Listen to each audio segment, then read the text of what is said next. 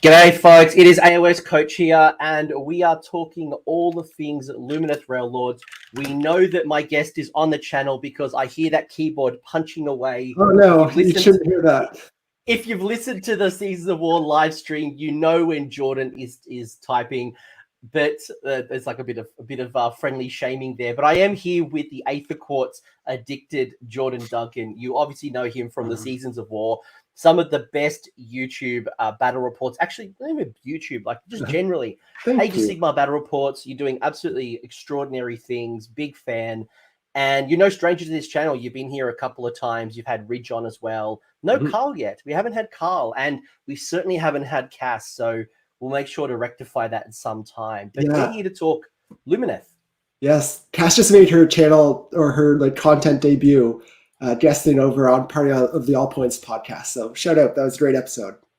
Nice. We'll have to get her over. It'll be good. I think get her on before Carl, I think. Yeah. But we're going to talk Lumineth. And if anyone's been watching this, if you're new to the channel and you haven't seen these discussions before, for the last 2 months, I have been doing deep dive discussions with LVO players that played at the Las Vegas Open, a lot of people who have done incredibly well, and some really diverse lists. But what really stood out to me, and certainly this is no LVO list because unfortunately Jordan wasn't able to attend, but I know when I was talking to Jordan, I guess the premise of this discussion was before the LVO, which was the world's largest Age of Sigmar event, during COVID, most people would have picked Lumineth Realm-Lords to be in the top. They would have been in the top 8. Someone would have gotten there. Foxes are bad. Sentinels are bad. All these things, are overpowered. But there was no Lumineth. There was no Daughters as well, but there was no Lumineth, which kind of got me thinking, where does Lumineth stand in the current meta? What does it look like? And I couldn't think of a better person than asking Jordan to kind of give me a discussion and a thought, knowing that you probably would have taken Lumineth should you could have made the LVO. I unfortunately was betraying my elves and I was planning to take Stormcast, but that's the biggest question is where's Lumineth is like right now. And I don't know if you want to jump into it right away, but there's a number of reasons why we've seen throughout events across the world, Lumineth just kind of disappear. Well, let's get into it in a second because I just want to set the context right. Lumineth are a great army. In the first 6 months of Age of Sigmar 3rd edition, Lumineth were top 5, top 6, and in no necessary order, right? If you were to pick who was going to be strong in the competitive landscape, there'd be 5 or 6 different armies that would rotate in some in some way. 6 month mark kind of came along. We had the winter FAQ, and it wasn't just the LVO. Even the tournament you're going to this weekend, Jordan. Not only are you not bringing the LRL, but I believe at Grot's Gone Wild GT, there are no Lumineth lists. Correct me if I'm wrong. You are correct. So what on earth has happened? Have people abandoned and are techless, waiting for techless to arrive and to bring light to us? Is something going wrong? Has something changed? What is going on in your eyes? Yeah, so there was a couple changes that I think really led to this. And whenever with Lumineth, I think we had a predominant build being techless and Sentinels, the 30 block of Sentinels, and then one small hero and a couple units of Wardens, maybe some Dawn Riders. That was the prototypical build. And when you have in any faction a prototypical build, and that build gets hurt, you see the whole army get way less representation. And as we'll get into, I do think Lumineth have kind of been knocked down a peg, but that doesn't mean they're out of it. And it almost, for me, I took a step back, and then looking back at Lumineth, was able to kind of look at it from the ground up again, trying to build it differently. But I think the 2 big things that really hurt Lumineth. The first one was the points change on Sentinels, which I'm not an unfair change, but in your techless lists, that if your list only went up 30 points, but that was the difference between having one endless spell or a unit, and having to drop a unit because you really want your endless spells in Lumineth, having to drop a unit really hurts. Lumineth are already, well, they, in a Venari build, which was the most common, you would have 60, bodies between your Wardens and Sentinels, but, having to drop one of those just really hurts and makes the army really thin. I'm not saying that that's a good or bad change. That's not for me to decide, but that's just playing the army. You really feel stretched, and you'll see in battle reports, I had some where I didn't take any endless spells and I still had that unit, and you could go either way with it. So that was the first big change. The second one was Unleash Hell. And again, I think that was a positive change for the game, so I'm not complaining about it, but it severely impacted Lumineth. You'd think of two very common kind of aggressive combat armies, Sons of Bahamut, Iron Jaws, both very common in the meta. Unleash Hell was pretty much our best way of dealing with those armies, or was a huge tool in being capable of dealing with those armies. And losing that was huge. And again, not saying it was, I think it was a great change for the game. Overall, I have a number of elf armies I love, so I just bounce between them all for the most part. But that just really hurt Lumineth. They needed to be, they don't have the volume of damage. They have, kind of the scalpel damage where they can pick a thing and kill it. But the Unleash Hell helped them get more volume of output through, which was, really big for the army. And losing that, compared to Daughters of Cain and Stormcast, well, Stormcast is just nuts, but some of the other armies that have a similar tool set, Lumineth, were kind of on the lower end of damage and then just dropped even further. I want to pick you on 2 points there. First off, you said the points change, right? Mm-hmm. Now, on the surface, the points changes weren't that great. Sentinel units went up 20 points. Was it 20 points the jump? Yeah, I think they went up to 160. 150 to 170? Yeah, something like that. They might have gone to 160 first, 40 to 60. Yeah, I think 140 to 160, and then up to 10 more to 170. Yeah, so on the surface, I just want to paint the picture, right? Mm. Because on the surface, you look at it and go, oh, well, the points jump 10, 20 points, so what? But when you start looking at where the points jump, which was the Sentinels, for example, when you would take one of the most common lists that people would see would be 30 Sentinels. Mm-hmm. I mean, if you're Jack from Rerolling Ones, you're running 50 Sentinels. Jack, you naughty boy. But I did it too, so I can't say anything.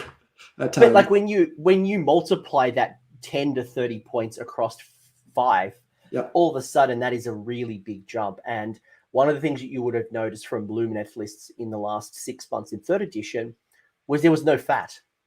Mm-hmm. As much as I wanted to run Dawn Riders, as much as I wanted to run a Law Seeker, as much as I wanted to run whatever unit it was, one of the reasons we saw Lumineth the way it was because you needed certain competitive things, the Cathalar, the Wardens, the Sentinels, and then you didn't have many points left. So that kind of really hurt, to your point, is do I give up an endless spell? Yep. Do I give up a unit? And you need the bodies. Yeah.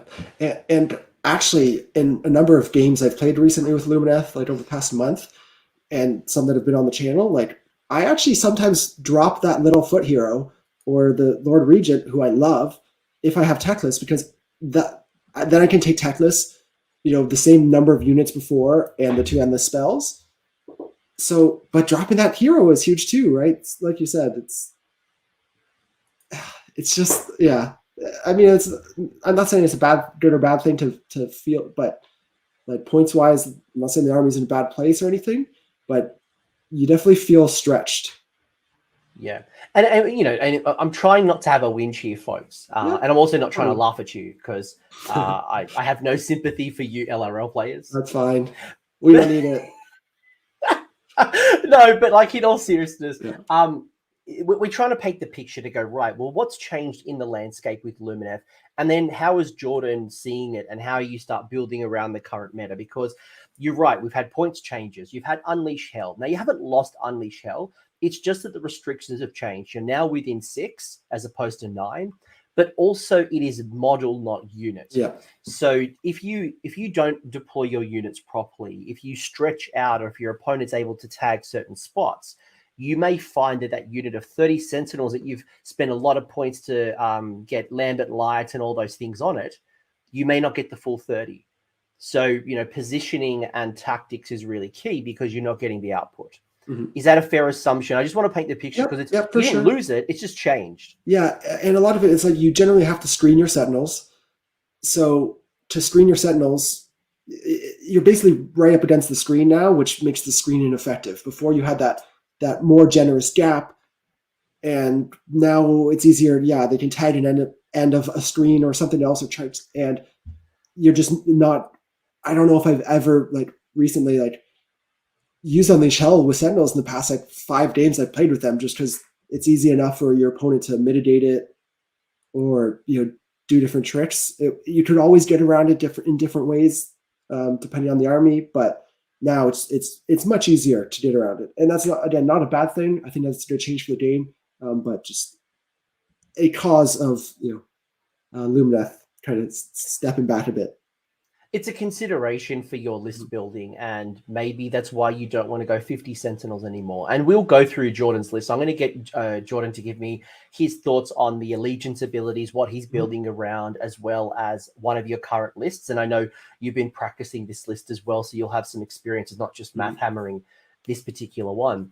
But the other one I wanted to call out in the last 6 months, and we really saw the rise in popularity, was the Fox build, where you'd have multiple Severeth plus generic Fox, 2, 3. I think Joe Cryer at one point might have even had 5 Foxes in total, including Severeth, right? Like there was absolute carnage, but that's kind of dropped off as well.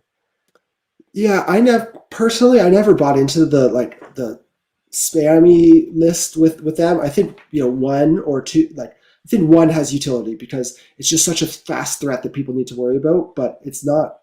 Again, volume of damage isn't there. And consistency with them isn't necessarily there either. But the reason we've seen those fall off is just because of the shooting presence in the game. If it was all combat armies, they would harass the heck out of them and not let them charge or do anything and box them in, which is what they do really well. But because there's armies, Daughters of Cain, even Ideneth Deepkin, I played against a Fox list with Deepkin once, and my Sharks just shot them down and then cornered them because I had both this the shooting and the speed. So yeah, there's definitely a few things in the rise in the meta, right? We've had more shooting than ever before. Rewind 6 months ago, we didn't have nearly as much shooting.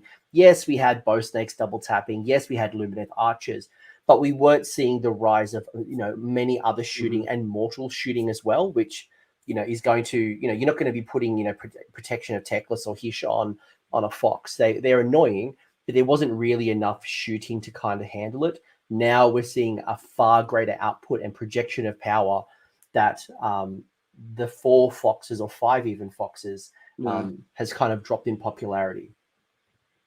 Yep.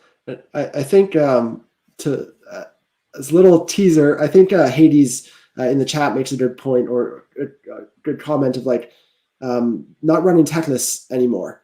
And I don't think that's Teclis. I think Teclis is still great. He's still amazing. He's such a good tech piece, but he is such a point sink that it's part of the reason why your damage is more limited, because he's not doing damage. He's there for the tricks and the tech and the shenanigans and the reliability. And anti-magic defense, both with his auto unbind and this spell reflect. But magic has fallen off a ton in AOS in the current meta as well. So part of the big value of Teclis isn't really, you're not leveraging near as much as you used to be. And here's a fourth reason why I think Lumineth has fallen off is, again, we talked about their damage output. We've seen the meta kind of creeping and shifting towards a more tankier kind of play style with some armies, not the whole meta by any means, but Sons of Bahamut have always been an issue for Lumineth. and now there's like I don't know if you saw on our channel like the blight Pustoil Blight Lord list where it's just a ton of bodies like to chew through really fast. They can be super aggressive. There's hordes in a number of different armies. Like we saw Levon take 120 zombies to second at LVO. Plus a mega as well, right? Yeah. It's like that's a lot of bodies, and you've got the Nurgle Resilience, you've got Soulblight Gravelords. I played a list last weekend with 60 zombies, 30 skellies, 20 Graveguard. Like it was just bodies after bodies, and I think that's one of the natural predators to armies like Lumineth, who, if I rewind 6 months ago, whether it was the back end of second edition or early in third edition, we had a lot of little support heroes. If I built my list, I'd have like a mega hero and a couple of support heroes running around giving buffs and spells and whatever it might be. You've now seen those types of lists really pull back. And that was one of the benefits of Lumineth with your Sentinels, is with those 5 wound, 6 wound heroes that were, really supporting and supercharging the unit, you could pull them down. You didn't care about Lookout Sir. You could pull them down with mortal wounds, pull down that key wizard, and then you would do your thing. Yep. Now we're going into these big mega heroes, or they're super durable ones that you're like, the pulling down from the Sentinels isn't really as easy. You don't have the volume of attacks to do your thing. Yep. There's a lot we can discuss here. To kind of bring it into maybe a focused conversation. Is it all doom and gloom? If I'm a Lumineth player, should I pack my toys away until Tyrion comes along? No, definitely not. I think this is almost my favorite position for an army to be in, where, this army still has strong tools. It's definitely, you might have to look at it differently than you used to. But people have also moved on from worrying about Lumineth. So if you to be a little creative, think outside the box, come up with builds, do some testing. It's those hardcore Lumineth players that like really know their army that are going to be a force to be reckoned with still, and that always is the case. But you see, like the super popular armies, a lot of people will jump on them, pull their army off the shelf when they get a buff, like we're seeing with Stormcast. But like the people like that are diehard with one faction for a year or whatnot, those are the people that like are still to be able to leverage those tools, look at the book a little differently, and there'll be some surprises, and you'll catch people out because they weren't prepared for something. Yeah, and it's fascinating because in the chat, I'm getting a lot of people talking about the Mukau, getting a lot of what's his name? No, Avlanor. Avlanor. I was going to say Alarith. No, it's Avlanor. Avlanor, and it's interesting because I was having this conversation. I was at a tournament last weekend, and I got to play a Lumineth player, and we were having a chat, and I was like, it's amazing that this book is really rich. You've had 2 updates. You're on your 2nd book now, and you've got a really deep, backlog of models. You've got that Goku flying monkey magic cloud wizard. You've got that totem bearer. You've got the stone guard. You've got dawn riders. You've got so many great troops, but there's a lot of things that we just don't see, especially like in the meta right now, which is all around monsters. You would have imagined Avlanor and the generic battle cattle or the Beefer of Secrets would have found its spot in the meta. Yet here we are, very little Beefer of Secrets. Yes. Funny enough, so the list I submitted, I have 2 versions of it. The version I did not send you, and I'll talk about changes you can make to the list when you do that, included Avlanor, or it could be either one, either Avlanor or the generic one. Avlanor you want to take, but he's only red 1, or the other one has red 2. So both are options, and yeah. So again, that's where I'm talking. Like a piece like that could you can catch people out with it sometimes. Yeah. Look, the silver lining here is, while they are B tier, and I maybe that's a bit of a stretch. I think Lumineth for a while have been certainly a gatekeeper into the top. Like I wouldn't say they were the best army in the world, but certainly not the worst army in the world. You probably will get less people roll your eyes, as Manny said, that you are a Lumineth player, because exactly. Look, you're a beautiful army. You've got great tools. I think people just don't like you using your Cathalar and stopping me doing my thing. They don't like the idea of being shot off the board and not being able to do anything, right? So, look, hopefully we come down a little bit and you get to enjoy your toys. Like I've seen a lot of Lumineth players just not enjoy playing, which is unfortunate because it's not your fault. It's the army that you got drawn upon. You enjoy it. You painted it. You should be able to enjoy your toys. Like, 100%.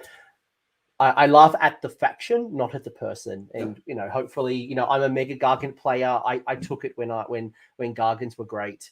Now I've got Kragnos and I run forward. All right, let's get into the faction and whoa, jump to your list. A bit of a spoiler alert there. Don't pause it and go back. We'll go to Jordan's list in a minute, but I want to kind of get your thinking like, right, okay, let's reset the landscape here. What we ran in the last 6 months of third edition has slightly changed. Points increases. You've mentioned, Unleash Hell. There's other things that have changed as well, but not in a magic meta anymore. You got a couple of key abilities, right? You absorb power through your Cathalar. You got the Shining Company abilities. You've got the Aether Quartz reserves, and also your lightning reactions.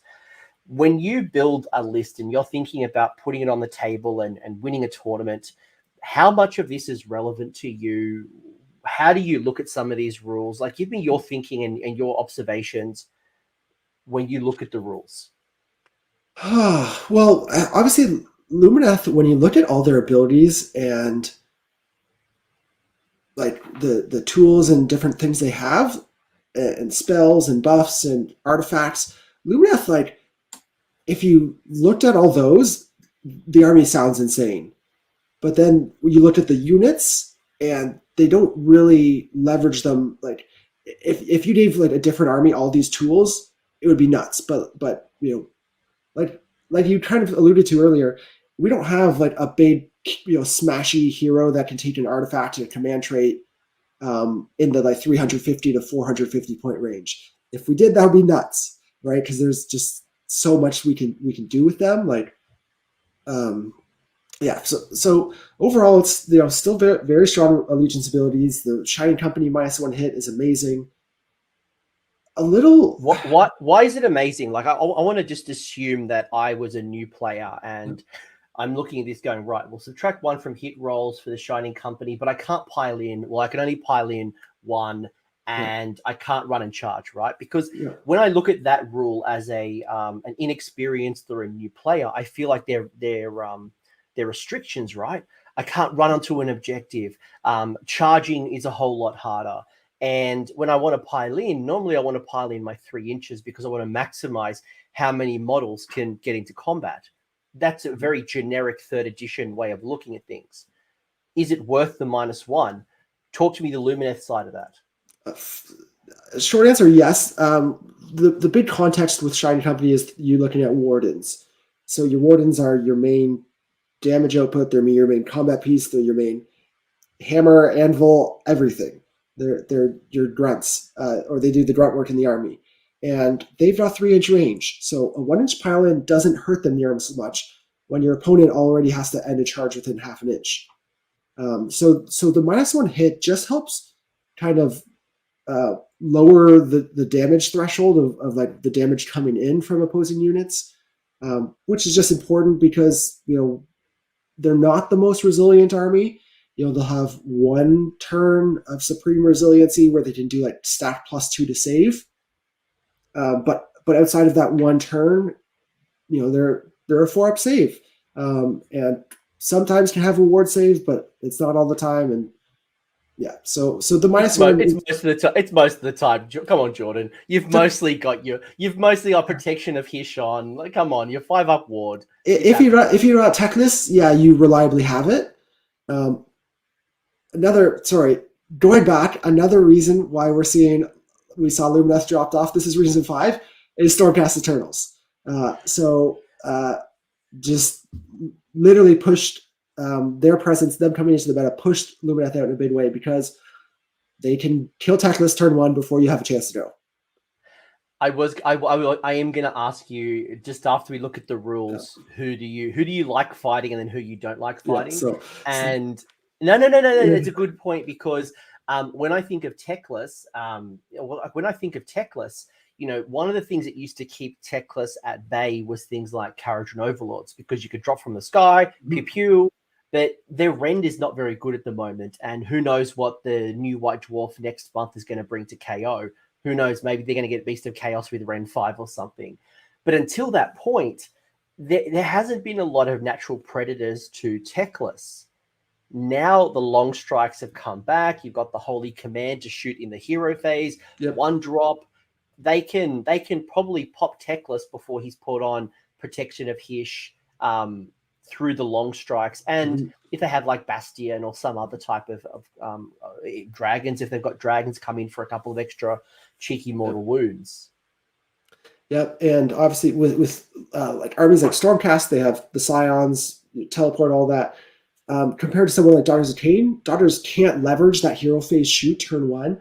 So even if they win the 1-drop roll off and drop first, you can position Teclis outside of their range. So he's survive until your first turn. Where you lose that roll with against Stormcast, Teclis is just dead. Yeah, especially because Signs of the Storm, right? Because you might think, I'm going to deploy outside of 30 inches and avoid. But if they put those Longstrikes in the sky, they're going to drop in. And they can't use their Holy Command to shoot in the hero phase, which will help. But it still means they can reach out, and there's no way to protect Teclis. And they have that 2-up rerollable teleport. Obviously, that if they do deploy on the board and have that knowing that they can take first, then they can translocate, get into range anywhere because they can cover the entire board pretty much, and then use that Holy Command and finish them off in the actual shooting phase. Yeah, and that teleport is a prayer, not a spell. Yep, so the Lord Relicta, there's nothing you can do as a magic faction to stop it. So again, we share this with you folks because we want you to think about this, and when we move into the list, we'll unpack it a little bit, but start thinking about what you're going to face in the meta and what's kind of terrorizing you, and how do you make the most of the rules. But I guess as we were previously talking about, you've got your Venari units, and I think the benefit as well is the fact that your Wardens have a 3-inch attack. So to get maximum attacks out of your Wardens, first off, you've got the range, but 2, you're probably not building out units of 20 or 30 Wardens anyway. They're there as chaff. They're protecting the juicy middle, whether it's Teclis, whether it's Sentinels, whether it's something behind the scenes. You're probably not building around your Wardens, right? Typically, I would agree with you. That's the main build we saw again. Teclis, 30 Sentinels, and then you had like 3x10 Wardens, because you needed to space them out to get the screens. We'll see. I think there is reason. There's always been reason to run 20 Wardens at times, because again, they are your best hammer. They are the most damage that Lumineth has. They're definitely. Do they do more damage than Stone Guard and things like that? Yes, yeah, for sure. What about Blade Lords? I don't think Blade Lords. I haven't ran the numbers in terms of mass Blade Lords, but I can't imagine them out damaging Wardens when you consider the 5-up mortal wounds. Yeah, no, it's just fascinating because again, it kind of goes back to why we start seeing pretty stock standard Venari stuff. Wardens and Sentinels, whatever it might be, 30, 20, do whatever you want, but that is fundamentally a core of competitive Lumineth right now. Yep. Hades mentioning that Stone Guard need babysitting and Blade Lords are trash. Well, I don't know if I'd say Blade Lords are trash, but certainly they're not amazing. I mean, they're cool models. But, they're solid. But they don't do enough. They're a good jack of all trades, but they're certainly not a master of anything. Yeah. With your Cathalar and your Aether Quartz reserves, are these important to you? Are you always taking a Cathalar to take advantage of the absorbed despair? Or I think the Cathalar has always been a great tool, and that is an amazing ability that, especially with more hordes, maybe we want to leverage more. I always was of the opinion that when you took Teclis previously and one other small hero, it could be the Cathalar, it could be the Lord Regent. those were the two primary ones, and whichever one you wanted to choose, it was kind of like one was better in some matchups, what the other was better in other matchups. So definitely solid. Again, like forcing a bigger battle shock, especially if you get like something like Total Eclipse off, is super relevant. Against some armies, the Cathlar is also great because of her spell where she can lock down a unit. Against the Mater Guardian, you really want the Cathlar because you can also ding it for -1 bravery, and then you will 2d6 over 6 to basically turn off a Mater Guardian. Yeah, I was lucky to play an Archregent as opposed to the Cathalar because my bravery 7 when I was running, I was so scared of it. I'm like, oh, I hate that, especially when you've got the Umbral Spell Portal and you can chuck that through. I'm like, I hate you so much. Manny making a really good point, and this is probably why I wasn't completely ready to trash Blade Lords, is that they are good if we're in a horde meta. So when you have, let's say, 60 zombies, they would certainly clear through a lot more zombies, but we're not in that meta just yet. So I'm not rubbishing them, but right now in the current landscape, they don't have the tools that we need to succeed. Yeah. But so what, in your opinion, do you think it's Cathalar or Archregent with the current top? And obviously I'm talking to you as a competitive person, folks. So if you love your whatever model, right, your banner person, whatever, it doesn't matter.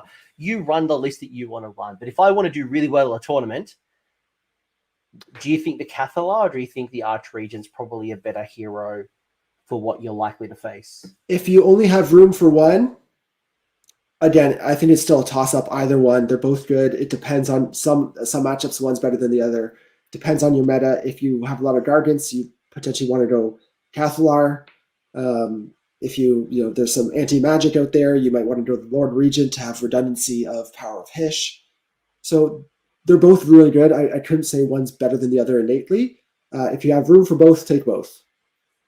Flamingo Pie in the chat. I just want to call this out because we've talked a little bit about Horde, right? And Flamingo Pie mentioned, Skaven hasn't been officially announced, and you're already predicting a Horde meta.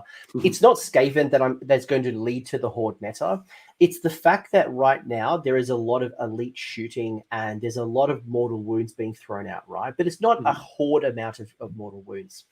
And the tournament that I went to last weekend, I was almost going to pull the trigger and bring my 160 grots to the party.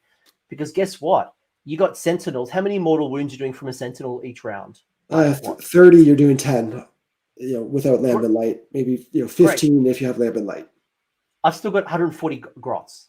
Yeah. Like, I don't care.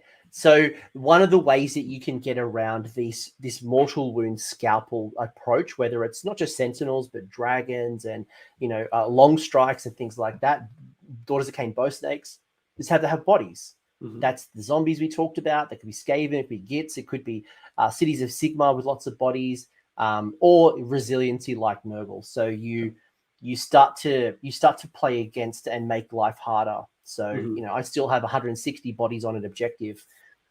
Bring it on with your slow moving up the board Sentinels. Yeah.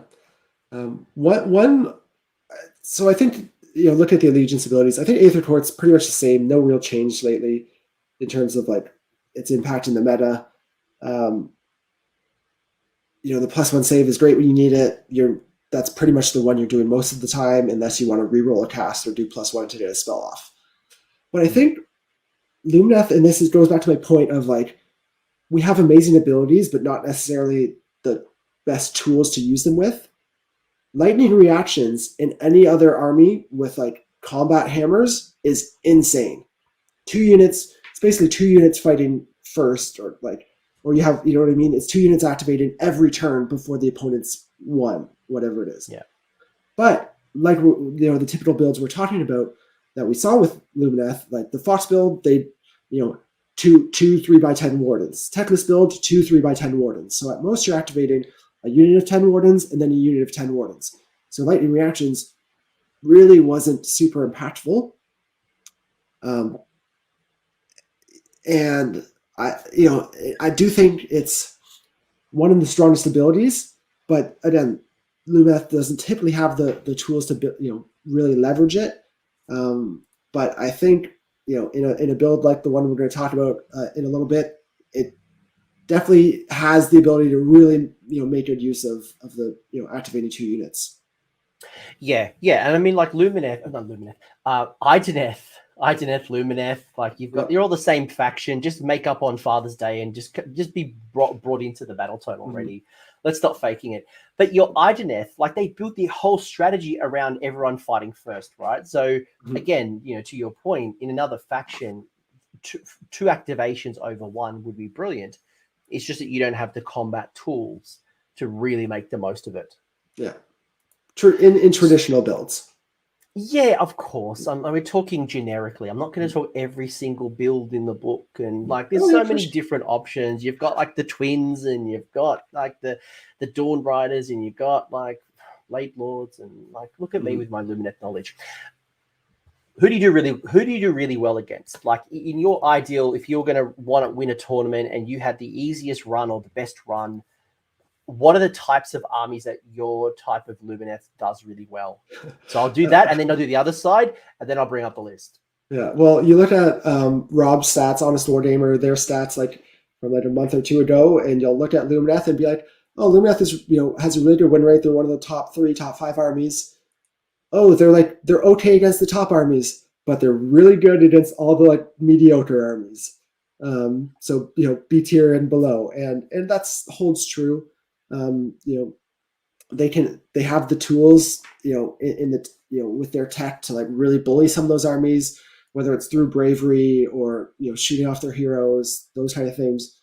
Whereas the armies that we're seeing that are really strong, they do have the tools to deal with Lumineth, or just don't care about what Lumineth's trying to do. Like we talked about the Sons of Bahamut and 120 zombies, stuff like that.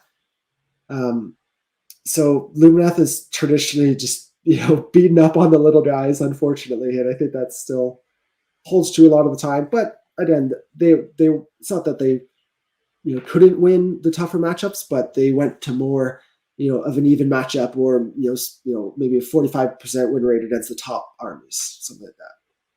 Do you need Techless to win? No.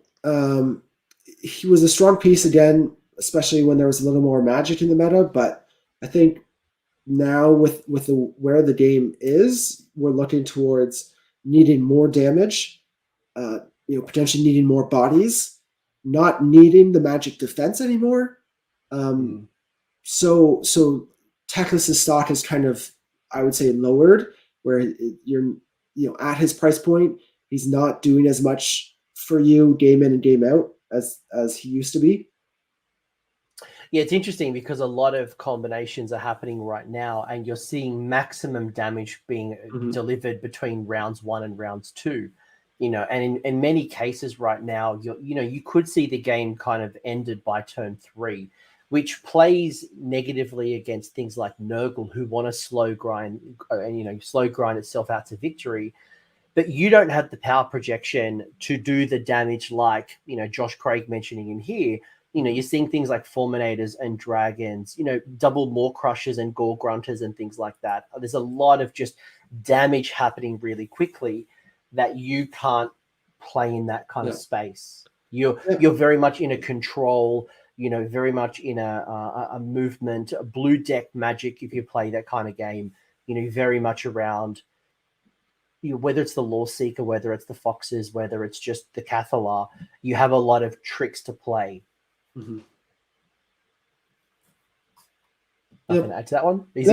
No, I'm in full agreement. Like, yeah, it's how do you go against dragons? Like, I guess that's probably there's two big bads right now. One is dragons. Everyone, including me, I was paying 5 dragons. Don't tell anybody. But like everyone's running dragons at the moment. Obviously, that was really popular at the LVO. We're all kids. We always want to play with our dragon toys. How does Lumineth go against dragons?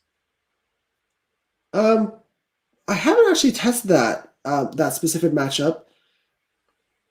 Like anyone, the Mortal Wounds can really chew through Lumineth if they don't have protection of Hishop or protection of Techless. But one defense against stuff like the dragons in terms of combat and fulminators is the -1 hit that we talked about from Shining Company. hitting on 3s versus hitting on 2s is a huge difference. And let alone if that unit can't do all out attack, those fulminators are hitting on 4s rather than 3s, which is insane. Like that drops their damage output a ton. Now we talked about it, mentioned it briefly. You have someone like Avalanor behind those wardens, and that's -2 to hit. And that unit of fulminators is even with +1, they're still at a 4 to hit, which really helps deal with their element output or limit their output. Same to dragons, they're less damage, but dragons obviously present the mortal wound challenge.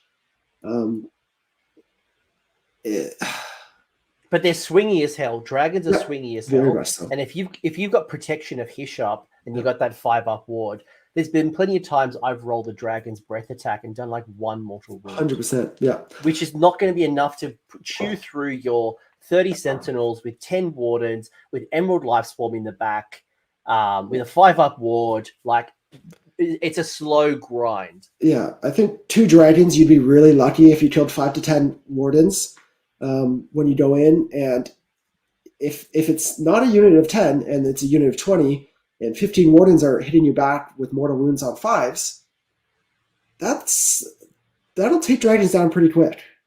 They have no ward save as well, so you 9 wounds a piece, right? So you'll pull them down quite quickly.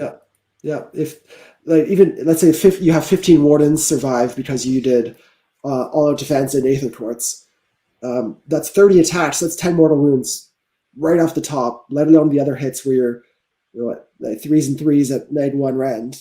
Like that'll again, you'll take a dragon off right away and potentially bring down the other one if it's got any wounds on it. Yeah, and then the other one I'd probably want to call out, and your mate Carl from the Seasons of War. Carl needs no introduction. Has been a leader of Craggy, the Craggy meta, Kragnos, the Ender of Empires, and first 6 months wasn't very popular. And all of a sudden, a couple of rules changes went his way. None more impactful than a 6+ ward. A couple of other things like the 3d6 charge, and there's other good things in there. But counting as 30 bodies. Counting as 30 bodies, Mighty as Rightier and those types of things. But his package overall has become far more valuable than it was 6 months ago. And it's been great for me as a delivery mechanism to get those Mega Gargants charging on a 3d6 or Stonehorns charging on a 3d6, right? And Stonehorns do mortal wounds depending on the dice roll, right? So how do you think Lumineth goes against old Craggy? They love him. We welcome him with open arms. When you can, he does have the spell reflex, so you're not getting like something like Lambent Light on him, but again, you're doing 10 mortal wounds with a 30 block of Sentinels. If you have a 30 block of Sentinels, you're doing 10 mortal wounds off the bat. If you get even just 10 Wardens into him, those Wardens are finishing him off. So, and I guess as well, like when he then charges in, if you get Unleash Hell, that's probably enough to either A, stop him from charging, which is one of his key benefits, or B, he's going in for more damage. And there's a good chance he's either going to die or be heavily wounded. And then hopefully the Wardens kind of, if they do hold up, they can kind of bring him down. Yeah, and he is fast enough that in your traditional Lumineth build, that he has the potential, opportunity where he's choosing the engagements and getting to go in first. And, he can obviously kill a ton of stuff, but again, with that -1 to hit, +2 to save, it really helps mitigate it, especially if you have a 5+ ward, behind that unit. With a potential Avalanor or something behind your screen, -2 to hit is huge. So. And there's a secret little, I love your list. I'm going to bring it up very shortly. I want to hear a little bit more about who you're going to struggle with. But there is a unit that I think should have been played for the last 6 months, and it hasn't really seen a lot of light. I wonder, but I think it's got a really good spot now and to be reasonably played. But is there any other type of armies that you struggle with, or when you're building your list, you're thinking like, right, how can I pull down a Mega? How can I handle Longstrikes? Is there anything like that you always think about? Yep, I'd say big ones are your traditional top 5, like your Stormcast, because they're a similar army and can do a ton of damage to you. Daughters of Cain is always a a coin flip matchup. Sons of Bahamut, if could because of how hard it is to bring them down and how hard they hit. They can rip through you really quick, and it can be tough to take them off objectives. So all those traditional ones, yeah. The armies we all know are good against them. All right. Well, tough matchups. Jordan's not giving me a lot here. I was trying to like pry a little bit out, but how about I bring up his list and we'll talk about how he's using his list to actually defeat sons, daughters, Stormcast, Zench, Seraphon, blah, blah, blah. So for anyone who can't see, maybe you're on the podcast listening to a little bit later, it is a... what's your sub-allegiance? Because I always call it aluminium because I was teasing Hayden Walker and it's now just stuck. It's just stuck in my head. Alumnia, thank you. I always just want to call it Lumineth. So Alumnia, you've gone price sorcery with Bloodthirsty. Mm-hmm. You've got your Cathala with the Waystone and the Speed of Hish. You've got your Venari Lord Regent with Burning Gaze, Lambert Line as the General. The model that I love, the return, is the Light of Lotharian. I think it's a really good little model that probably people didn't play. I want to know why you've re-entered it into the list. You've gone the Emerald Life Swarm. No surprise why that's there. But then you've gone 30 Wardens, 20 Wardens, 20 Sentinels, 5 Dawn Riders, and then 10 Wardens. So you've dropped a little bit back on the shooting, but you've also reintroduced the Dawn Riders, which... I know they were popular at one particular point, but you kind of dropped a little bit. So a lot in there. You've gone 1-drop Battle Reg 1930. So you've almost guaranteed yourself the triumph. Very important for this build. Yeah, and I want to know why you didn't spend that extra 70 points in a minute. You've got the 1-drop at 108 wounds. Talk me through what you're doing here, because this has a lot of commonality to some of the popular builds, but you've gone and tweaked this up, and maybe this is the evolution of responding to the meta. Yes, and so everything we've talked about, from Techless losing value, there not being as much magic presence, so you're more reliable with your kind of generic casting. Wardens being the absolute workhorse of the army. Those the big ones, and then needing to respond to volume of damage, needed more bodies. This is all answers to that. So looking at, first thing I'd say is people have always complained about Sentinels, but those people that just generically showed at Sentinels because they just got beat by them or something, they quickly forget that Wardens do twice as much damage as Sentinels. Just point, and at what, 30 points or 25 points cheaper. Now, their drawback is obviously the threat range, which is one thing that Alumnia helps us overcome. So to go through the sub-faction abilities of Alumnia, the first one is getting to do a pre-game movement for 3 units. It's just Venari and Sonari units. And they get to do their full movement. It's not D3 units, it's 3. So it's something you can predict, and you know what you're doing, and you can build into your strategy. This is a 1-drop battle regiment, so you'll know, unless you're facing another 1-drop, you'll know when you deploy if you're going to have choice to go first or not. That's super big with this build. So again, sub-faction abilities. The first one is that pre-day move. Let something like your Wardens, move 6 inches, get further. They're often tagging another objective after that move. And when you have a 30 block and a 20 block, you're already making it hard for your opponent to take those objectives back. In a game where armies are often trading back and forth on objectives, if they're just not getting hold more for the first 2 or 3 turns, super significant. Do you always move them? Because obviously I can move the full movement, right?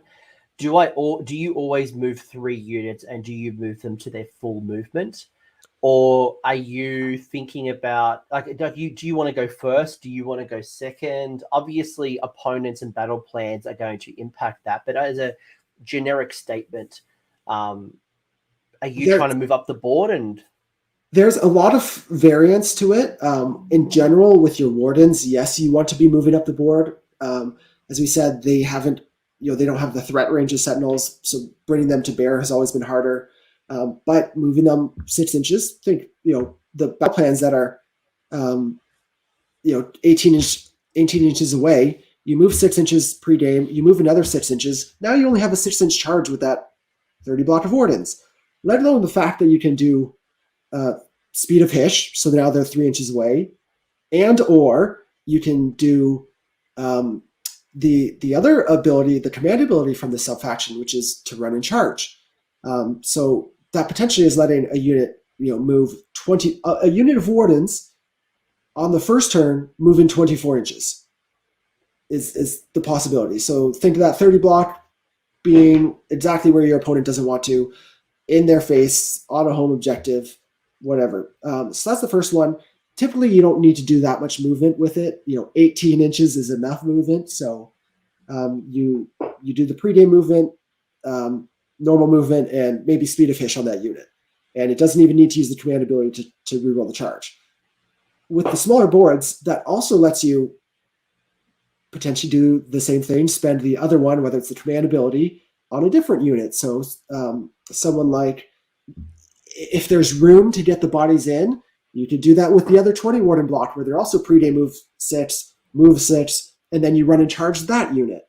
Lumineth has a ton of command points, so they can probably auto run 6. You're getting 2 units of Wardens, moving 18 inches, addressing. If you want to be aggressive, and now this is matchup dependent, if you want to be aggressive with them, put them in your opponent's face as a question of, can you deal with 50 Wardens right up in your grill, potentially keeping you off of objectives, or if that obviously is a huge footprint with those 2 units, which is where someone like the Light of Altharian comes in, because he is a little hero that has a big presence.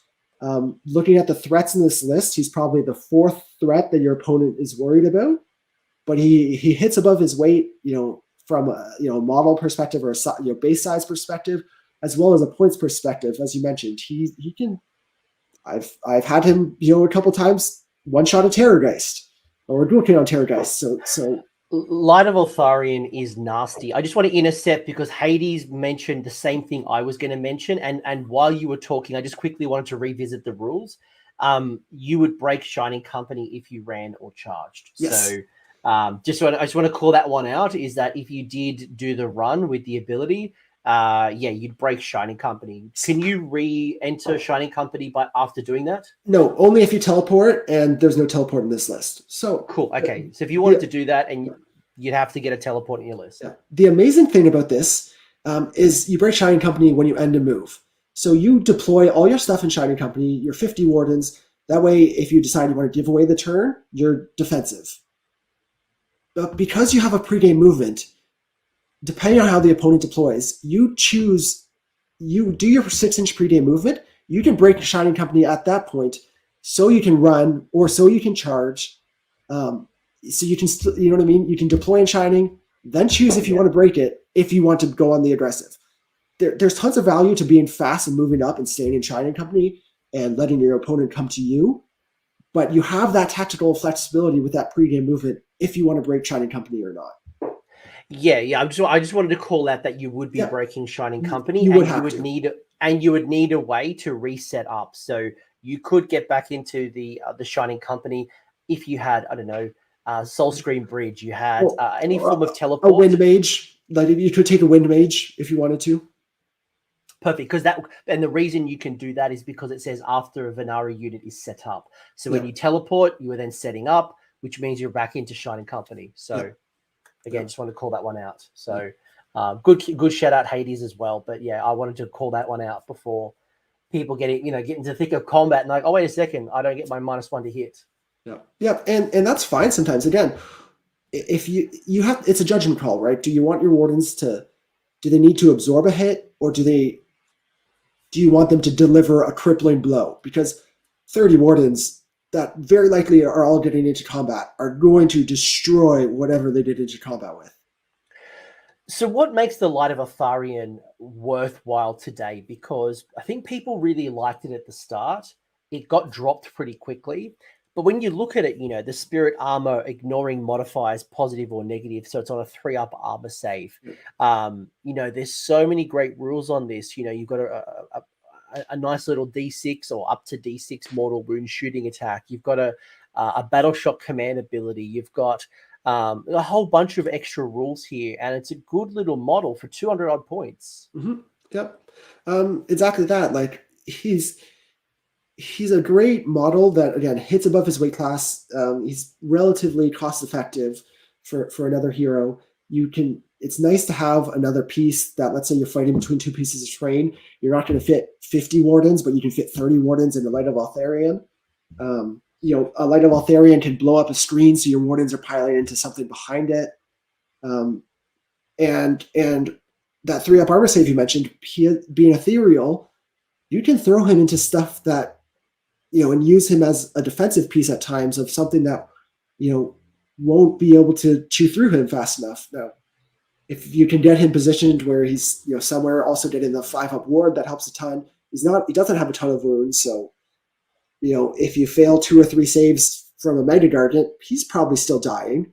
So you might not want, he's not necessarily tying up a Mega Dargent, but he could, you make those saves if the Mega Dargent charges, and the Mega Dargent may be stuck in combat for an extra turn where he, doesn't want to be. So just a good little piece. I think, as I mentioned before, the other version of this list, and I was debating which one I wanted to send to you, is dropping 10 wardens, that Light of Altharian, and you're fitting in Avalanor or the other Spirit of the Mountain. So that's the other option. I do want to call out a couple of other rules that I really like with the Light of Altharian. Is you halve the damage inflicted by missile weapons and melee weapons that target the Light of Altharian. So in the case of a Mega Gargant who has, in most cases, other than like the flail attack, it has a couple of hits and a couple of wounds. You ignore the rend, and then obviously you reduce the damage as well. So it's a tanky little piece. Yep. But then you've also got the Sonari Blade and the Fang Sword of Altharian. So if it charges, you're doing 4 attacks, hitting on 2s, wounding on 2s, rend 3 for D3. And then the Sonari Blade, if you pick a hero in the combat phase within 3, you get +1 to wound, is it? No, +1 damage. So it's doing D3 on 2 attacks, D3 +1. I mean, it's only rend 1, but it's a great little defensive piece. It's a great little offensive piece. Most people will probably ignore it because I'll go for like your Sentinels and some of your support pieces like the Cathalar. But it's a tanky little model. Well, that's the thing. When there's 30 wardens in your face, or 50, whatever, or Sentinels taking down your heroes, from the back of the board, the Altharian's probably not your biggest concern. But a couple turns of him doing his thing he can blend. He's like a budget Gotrek, cost effective Gotrek. Yeah, absolutely. And faster. Faster, and the big drawback of Gotrek is you can't manipulate his speed. Here you can, and Lumineth has the tools to do it. How do the units all work together? Whether it's the way that you play with them, you interact with them, is there certain units that protect certain units? Your Dawn Riders, talk to me about the unit combination. Yeah, so a big piece with the Dawn Riders, again, we talked about that pre-game move. It's not limited to a certain amount of movement. So your Dawn Riders, if you pre-game move them, they're moving 14 inches. You did mention why it's on 1930, there's 70 points in there. That's literally the value of Spell Portal. Well, you don't necessarily need Spell Portal in here because you can pre-game move the Dawn Riders. They're 14 inches, and they're in range to potentially cast Lambent Light on whatever they want.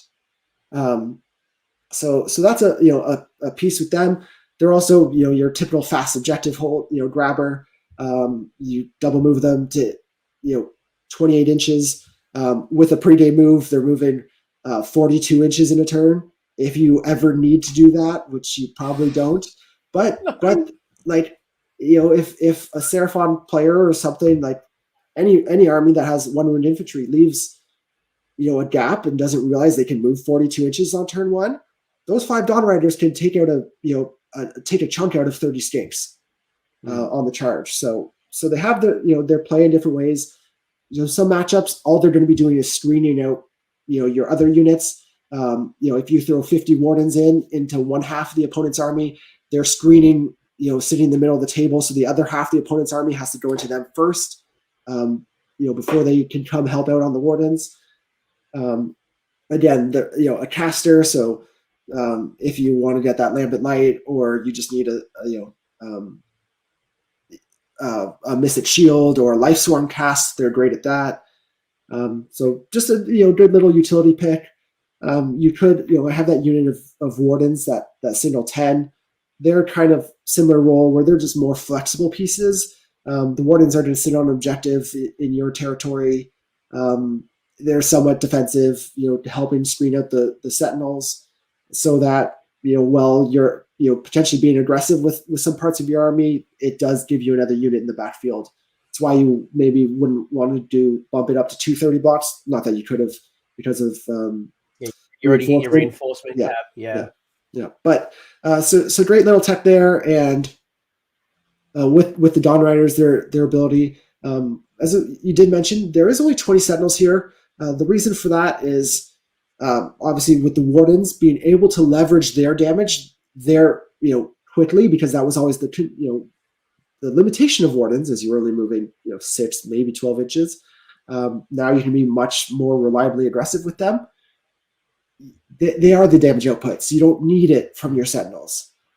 So the Sentinels are really just a scalpel here. So you're killing a screen, so your Wardens can hit what's behind it. Killing that 5 wound Vampire Lord, so he's not buffing +1 attack to the zombies or stuff like that. So you're using them as a sniper as opposed to one of your key damage. Yes, outputs. Exactly. Yeah, because that's what you see. Like you see the Sentinels buffed up to the 9s, 30 block.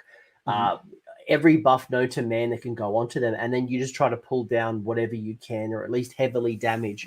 But for you, it's more about pulling out the support pieces, the screens, doing things like broken ranks and pulling down cheap battle line, or chipping away things that are sitting on an objective.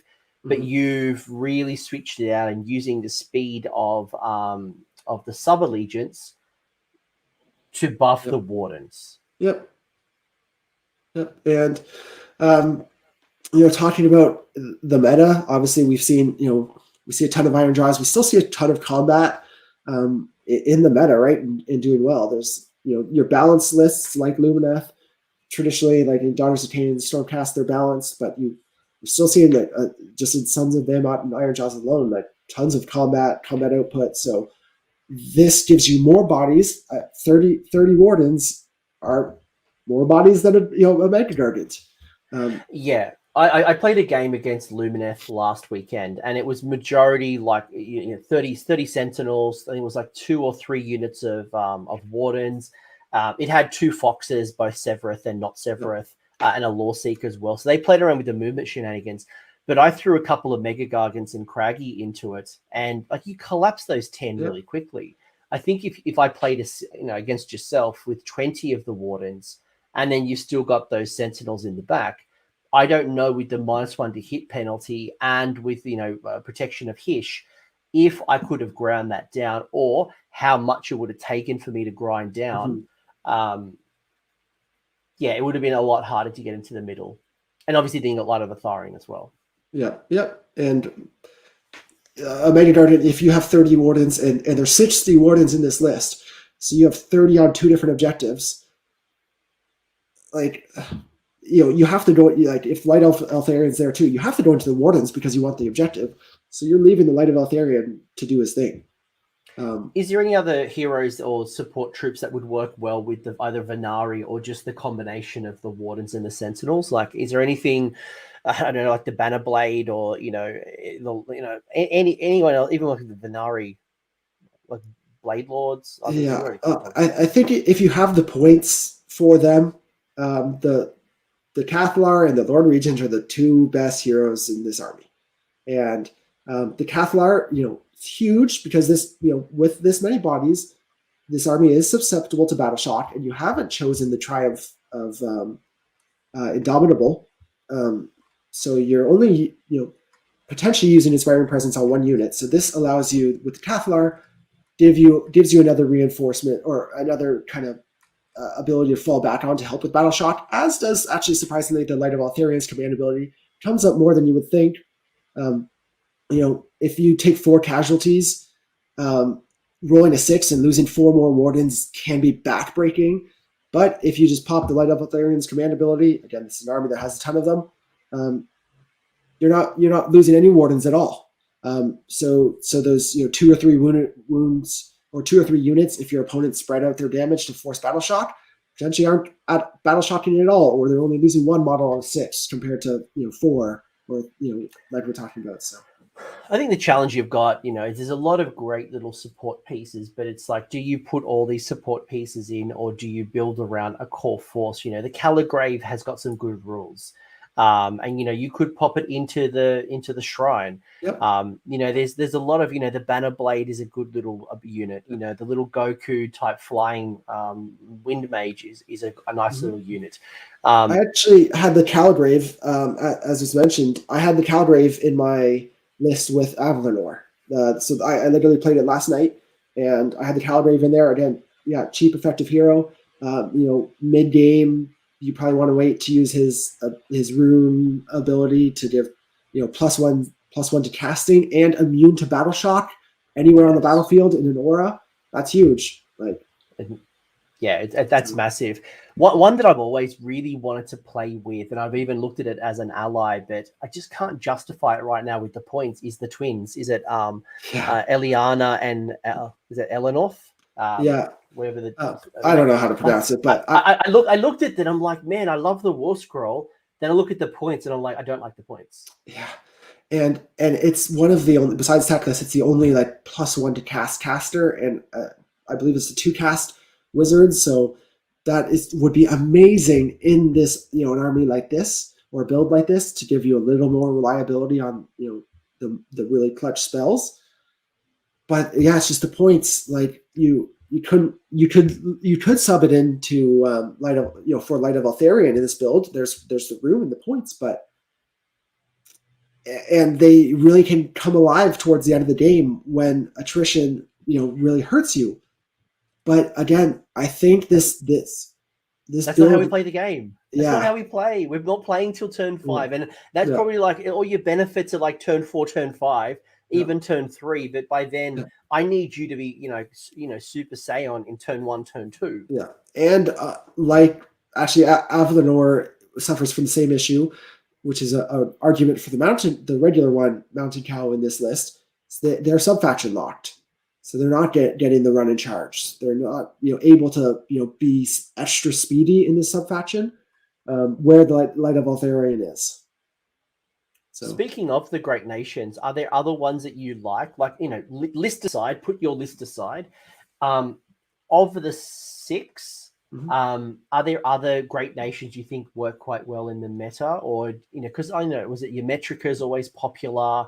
Zytrek is far and away, I think, the general best choice right now. I wouldn't say best choice, is the most common choice right now, because +1 to cast and unbind is amazing, and you do want that reliability. I think we're at a point in the meta right in this moment where there's not a lot of casting out there, so you can you can scrape by. You might not get every spell off every turn, in Alumnia, but you have so many good spells that you don't need, them all off, and some of them are just icing on top. Do you think Helon would be a trap to get the +1 attack for missile weapons within 3 inches of an enemy? You only take Helon if you want a Teclis that can move 24 inches twice in a turn.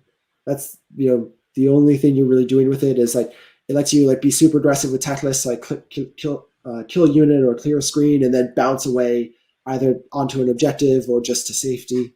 In my opinion, don't get me wrong, I'm sure there's other builds you could do, but me really kind of seeing the strength of this army being in the core Venari stuff.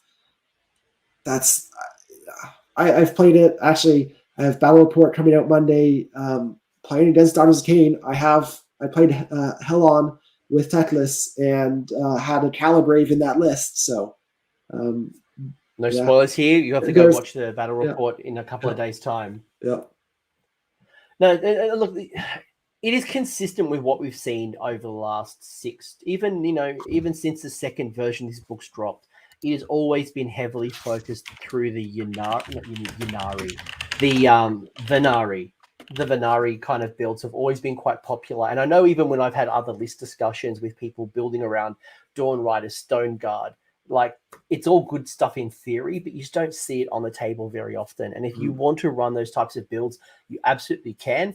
Run a whole bunch of Beef Rope Secrets. Run a whole bunch of I want to see a world where there's wind charges. Yeah. Like why are we not seeing wind charges? Like bring me those kangaroos. But right now, it's just I think the incentives are just too high to Venari. Yeah. If they were a wizard, I would 100% throw them in this list instead of the Dawn Riders. But the Dawn Riders, you really want their spell, whether it's, again, Lambent Light or just casting that Mystic Shield on that 30 block of Wardens before you send them in this list that we're talking about. But otherwise, they're a great skirmishing unit. Yeah. I think I'd rather Dawn Riders over the kangaroos at the moment. Given that we've got Fire Slayers and IDK, and you being an IDK man, if I was a Lumineth player, am I concerned of either of these two armies? Obviously, Forgotten Nightmares with IDK is going to make your life a little harder with those Sentinels. Yeah. So I don't know the new Fire Slayers book. I haven't really dove into that too much, so I won't can't speak to that one. But Deepkin, I literally played this match against, tested against Deepkin last night, and literally, in that matchup, I was able to with Lumineth. I was super aggressive, got up in the face, doing mortal wounds, 30 wardens, and I had an Avalanor in that list. Like they're, chewing through, a good chunk of stuff, depending on, it's hard. You can't screen them out, and or you can't zone, be too far because this build is so fast. Literally, that game came down to just who won turn 2 priority. Like because Lumineth was so aggressive, so fast, and took such a big hit out. Lumineth, won the turn 2 priority and then literally sealed the game top of turn 2 because I had done so much damage with the Wardens that I had taken out pretty much half of the army on turn 1 between both players' turns. That again, it would have been lethal either way, I think. But yeah, so I can't. I was just going to say I can't say. I think your traditional Lumineth would have a lot more trouble with Deepkin, but here where you're not relying on the shooting gear as much, you're fine with it. You like the -1 to hit really hurts them if you're sitting on an objective and you want to let them come to you, or they try to alpha you, or whatever. That really hurts them. The mortal wounds back will just rip through Deepkin. And you've also got the defensive buffs. So when it comes to High Tide turn 3, if you have, again, protection of Hish, you're going to be able to sustain more of that damage in turn 3 than some other factions. Yeah. Deepkin has always struggled against, they've been ever present in the meta, besides maybe falling off in 3.0 a bit. But where they've struggled is with armies that can be super aggressive on them combat wise and are more resilient than them. And that's something that this build can be. Interesting question from Manny. Do you think the Teutonic Force is a trap, or can it ever be good? So that would be the Alarith battle trait of what is it? And then the combat, pick one enemy unit within 1. And then you basically, that unit must move finish the move more than 1 inch away from the Alarith unit. It's cute. It's a cute ability. I think it'll come up, if you're lucky, 1 in 10 games where it'll be relevant. So I'm not building around it. It's a nice ability to have, but would I go out and get an Alarith unit just to use Teutonic Force? Probably not. But hey, at least it's not a dice roll. And, to the Stormkeep's point, Idoneth can seem agile. It doesn't have a lot of spell protection.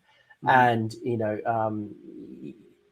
where it's going to annoy you through the Forgotten Nightmares, if they become popular, is being able to stop you from picking where your Sentinels are going to shoot. So, again, why you might not want to over-rely on just, your strategy being around the Sentinels, because if you come up against them, they're going to stop you from shooting where you want to shoot. Yep, for sure. Would you bring any of those IDK units into Lumineth, given they are an ally choice? Yeah, I've had lists. I didn't want to put one. I generally like to play within a faction, just that's a personal preference. But I have lists with a 20 or 30 block of thralls. They're dirt cheap, 130 points, great little combat unit. A 20, like 30 is probably too much, but a 20 block as a second wave in, where you have whatever going to first or screening them out, and they're kind of a counter attack piece, or like I said, the second wave. They can do the damage and hit outside their weight class in terms of points right now. So they can really help in a Gargant matchup. Taking down a Maw Crusher. They're solid. Yeah, definitely plays to the strengths, and they can be a great screen and not give away a battle tactic, or they could absolutely cut face in some things that you're probably not as strong at if you need mass damage, because they get boosts if you either have 1 wound characteristic or 3 wounds and more. You get different boosts. So as long as you don't have 2 wounds, those thralls are getting a whole bunch of nice little buffs. Yep. One other thing to talk about in this list is I mentioned it being really important to be 30 points or 70 points down here at 1930. The reason for that is the Triumph Bloodthirsty. If you saw the battle report where I ran Alumni probably 2 months ago, or in the last 2 months with Lumineth, I had Light of Lotharian. He did the run and charge. It's a command ability that you use in the charge phase after you ran to be able to charge. Lotharian was at 3 inches away. He rolled Snake Eyes, and because he used a command ability that turn, he couldn't reroll it. So that ability to re-roll with the unit that you use the command ability to run a charge with is critical, or is very important. It's so important. You like just slapping the table, like you got to get it done. Like it's just a judge, like lock it in, folks. Risk mitigation, because that's a 3-inch charge. Those aren't easily available. So if it was only 3-inch charges, you might not worry about it. But if you have a 6-inch charge, you really want to be able to re-roll that one unit. It also lets you, again, if you are super aggressive turn 1 with 2 of the units in this army, where there's 3 that you could be with, it gives you 2 rerolls. So you can, the unit that you got Speed of Hish on that moved 18 inches total, or even just 12, and they got a 6-inch charge on some objectives or some missions, gives you lets you reroll them with a command point, and then the unit that ran in charge gets the reroll from Bloodthirsty. So, and it allows you to circumvent the ability to, obviously a unit cannot issue or receive a command more than once per phase.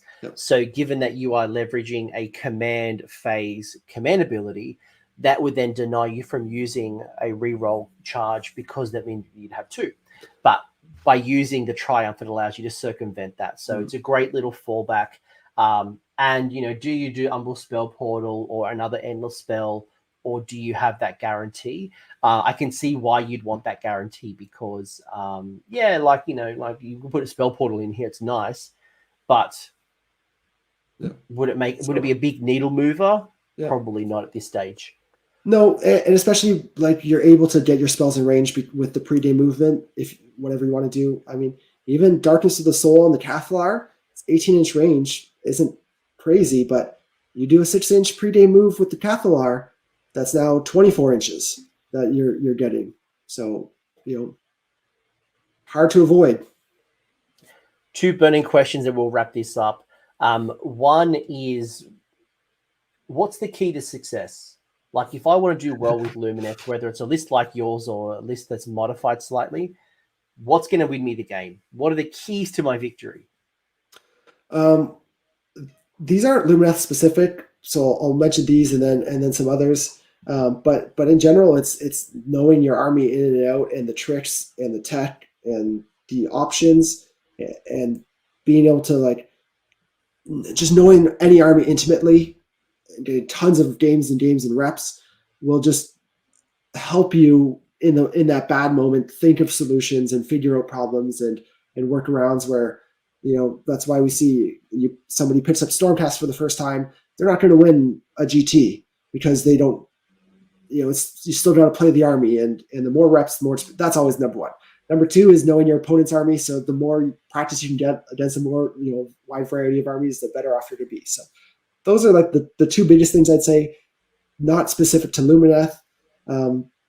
But with this build with Lumineth, it's like being smart about when you're in Shining Company versus when you're out of it, when you need to, you have a 10-man screen of Wardens. You probably don't care about Shining Company if you're deploying them on the line, because they're just meant to die. And maybe you want to run them up further so they can tag an objective turn one and then die. And whatever's going into them is probably to have the output to deal with them. So Shining Company would be damned. So that's a big one with the army in general. Spell choice, it takes a lot of less work than when you run tech lists, but it takes a lot of understanding of. It's also game spell casting, like especially with this many spells, you want to bait out the unbinds for different things. You want to, always be perfectly clear about the spells you have available to you and whatnot. But there's a ton of spells that an opponent will fear in Lumineth, and you maybe want to dangle some different ones or play the mind games a little bit of like which spells your opponent finds most critical, which compared to which ones you actually think are most critical. Trying to get those spells through is obviously super important. So, and which ones are the ones that are most critical? So, what are the ones that you as a Lumineth player really want to be getting off? All of them are good. In this speed of Hish is really, really good. So you can get 2 units in reliably at 3-inch charges, potentially. So those are really good. If you have that 30 block of Wardens and they get, Power of Hish cast on them from the Lord Regent. So big one is greater Power of Hish from the Lord Regent. He frees up D3 more casts for your army, basically. It's the best way to look at it. Potentially allowing your Wardens to then cast Protection of Hish, where this 30 block of Wardens now has a self-sustaining 5 up ward save that it is that in that unit, so it goes wherever that unit is. Just gotta be smart that you don't stretch out too wide and you keep your unit leader in the center, but you don't have to babysit them with a hero that has it. They have it on themselves, so that's a really good one. Ethereal Blessing is great. You put that on that Warden block, so you don't even need to use your Aether Courts if there's something with high rend, or you put it on, if you're going in with both of your Warden units, you put it on one of them so that the other one can double Aether Courts, and then you have even against 2 rend, both units are still on 4-ups. Great spells. Speed of Hish is amazing. Lambent Light, all situational. So all great spells. All great spells. As an opponent, I was trying to bait you to see what spells I should unbind. But the reality is you're a jerk and you normally roll really high rolls. Then you get pluses to it. And, all the stress of trying to focus on Lambent Light, then you roll a 12. So it's really overwhelming as an opponent because I've only got 1, 2, 3, 4 if I'm really lucky. Yeah. You have so many spells to choose.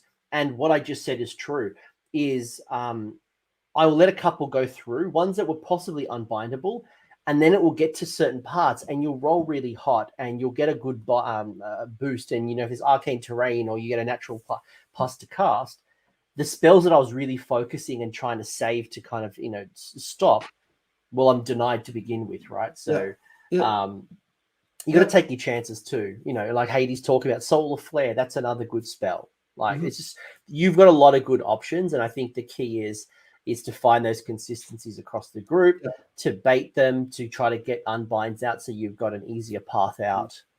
Yep. I consider Solar Flare, if you took another unit of Dawn Riders, Solar Flare would be a great spell on that second unit of Dawn Riders, because that's almost one that your opponent is forced to unbind early because and this is the great thing about the pre-game movement.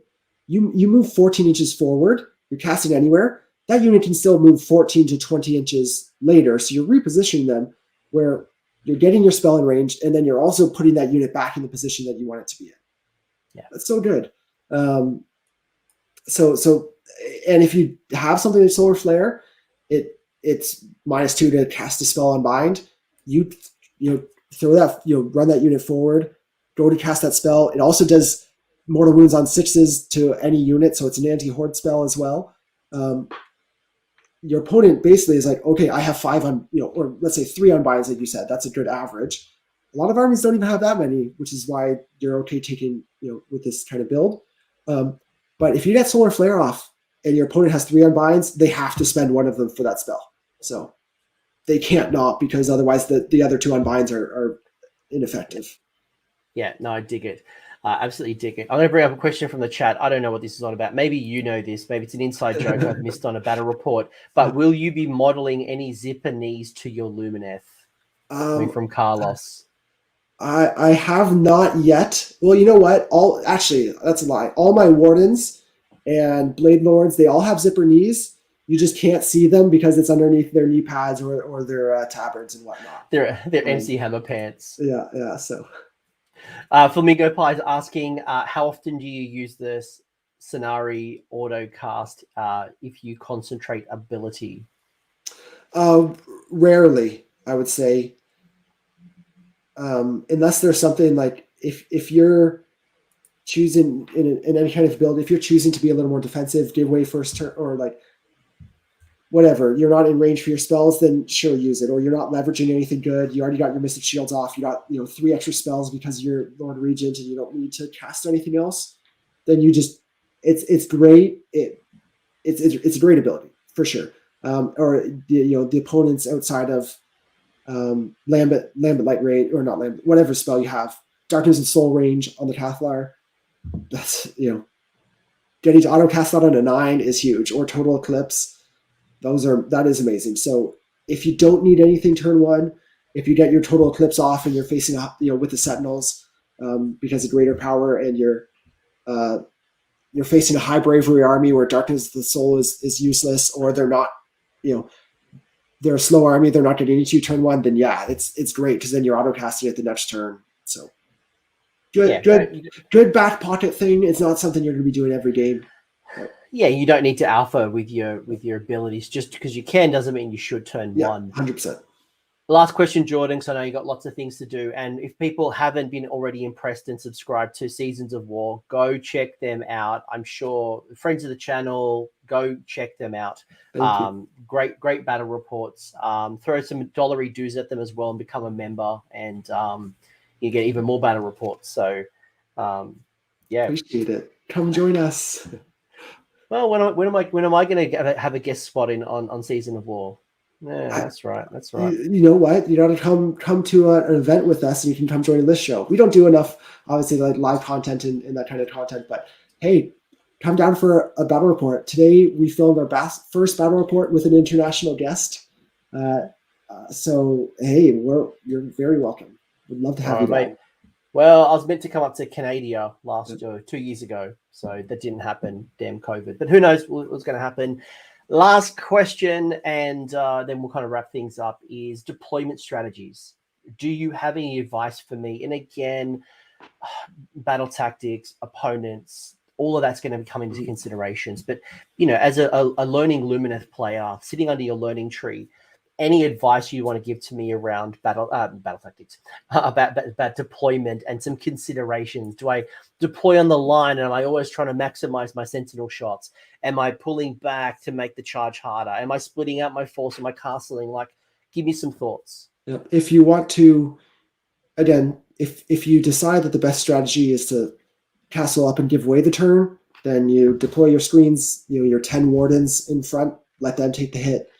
If you decide you want to utilize the pre-game movement, either to move and then charge, or just to take objectives, put 30 bodies on an objective, whatever, tag objectives before the game starts, so you already control them before turn 1.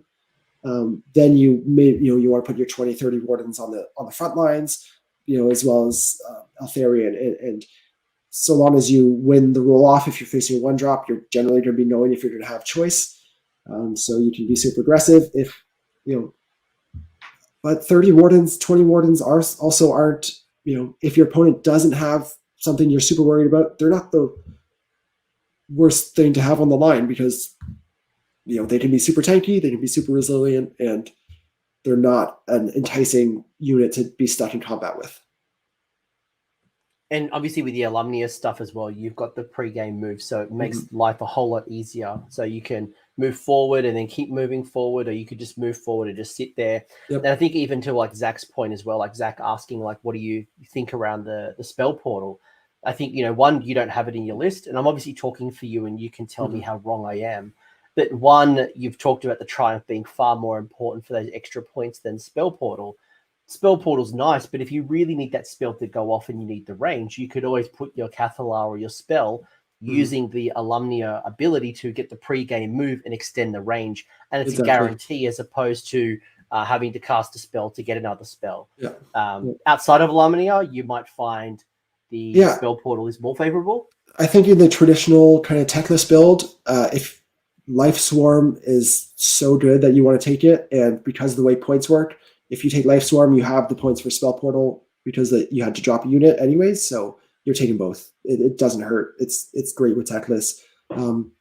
Zach mentioned Storm the Searing White Light is such a good spell. Like, you think like we're seeing MSU in some armies with like beast, the Nurgle spam lists. So it's still great utility. Getting Lambent Light off in other builds where you don't have the pre-game move is amazing. Still great utility out of Umbral Spell Portal. Tons of value, especially with techless. Yeah, and like, would I drop the Emerald Life Swarm for the Umbral Spell Portal? No, I would not. The ability to double tap with the Emerald Life Swarm, just with the wording, with being able to heal, and then at the end of the hero phase, make another heal in that first battle round, the first battle round that it's summoned. Being able to bring back potentially 6 models, especially from whatever unit, is brutal. So I certainly wouldn't be dropping the Life Swarm to put in the portal. If I had the extra points, would I? Well, in your case, Triumph is better, but I guess it's situational. I think the key here is Alumnia probably doesn't need it. Agreed. Jordan, any final comments, anything you want to say, any shout outs you want to make? Obviously, the amazing Cass should be on this channel at some time. We'll have to book that. I honestly, so I have a GT tomorrow. I'm playing the old Deepkin book for the first time at an event in AOS 3 actually, but want to give that book a good send off. I do want to boo you. Like, literally 24 hours in the future, you're going to be running Deepkin, but it's to be fair, last hoo-ha. So I regret, after kind of planning this out, after the submission and digging into this more, I wish I was taking this list. It would be so much fun. I would love it. So, but it'll be a fun send off for Deacon. But I would love to be playing this list. I definitely want to play it at an event soon. I hope it's excited some other Lumineth players who maybe are a little sour of how their traditional builds have dropped off. So this might be something fun to try. If anyone does run it at an event or in any games, I'd love to hear about how it went on Twitter or wherever. We have a Season War Discord as well. So if anyone runs this list, I want to hear all about it, or a similar kind of concept list. Yeah, and we've got a Adepticon like 2 weeks' time. So who knows? Maybe the tide will turn and more of the Lumineth players will step up. They had their funs with dragons. And I think that was probably one comment that I heard was people have kind of switched from Lumineth to Stormcast. So maybe they'll have their fun and now they want to come back to the good stuff, which is Lumineth. And who knows, maybe Adepticon, there's a couple of other big events coming up in the near future. We'll see more of our enlightened friends on the top tables. Yep, for sure. Hopefully. And if you haven't got the memo yet, go and subscribe to Season of War. They're a great bunch of people and they've been on my channel many times and they will continue to come here.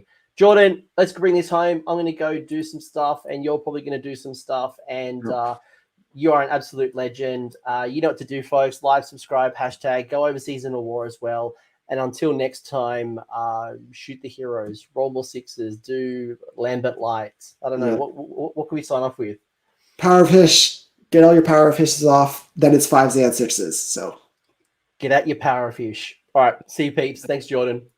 Thanks for sticking around until the end. I hope you found that video interesting and you walked away with a few new ideas. If you did, I would appreciate it if you hit like on the video, as well as left me a comment. Let me know what your thoughts are in the comment section below. The conversation will continue over on Discord, so links down below in the episode description if you want to join the Discord and continue the Age of Sigmar conversation. I want to give a massive shout out as well to these absolute bloody legends, these champions who have continued to support me through Patreon or YouTube members. That is going directly into supporting the maintenance and the growth of this channel. So thank you very much, guys. Much appreciated. And until next time, roll more 6s.